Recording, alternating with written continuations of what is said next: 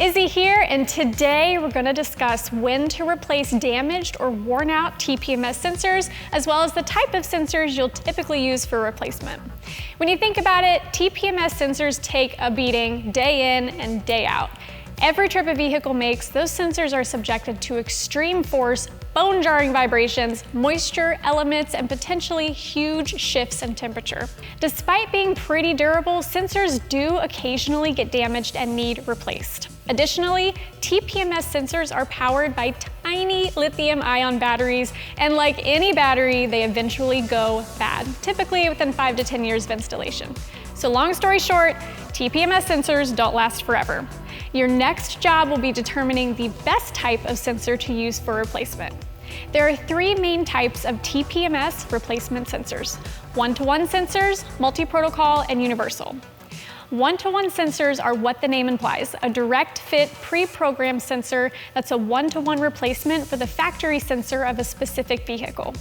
Multi-protocol or configurable sensors come pre-programmed with protocols for a variety of vehicle year, makes, and models. When relearning, the vehicle and scanning tool will only receive data from the correct protocol. Universal sensors can be either programmable or configurable. This provides the greatest vehicle coverage and helps avoid confusion in the shop because you'll only need to stock one type of sensor. As you may recall from previous videos, programmable means that the sensors are blank. All of the information is transferred to the sensor by the TPMS tool. Configurable means that the sensor contains protocol information for multiple vehicles, so learning the sensors to the vehicles is super fast. Then, that protocol is simply unlocked by the programming tool. TEC's Hybrid 2.0 sensors give you the best of both worlds, being both configurable and programmable. So as newer vehicles come out, they won't become obsolete like other configurable sensors.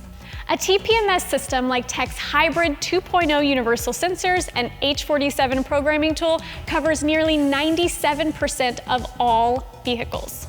Now for the fun part, let's replace a damaged sensor. First, remove the old sensor. If replacing a snap-in valve, detach the sensor from the valve and then remove the valve with your valve puller.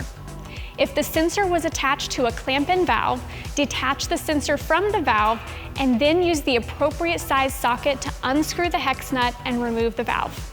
Next, use the scan tool to verify the new sensor is in proper working order and record the sensor ID.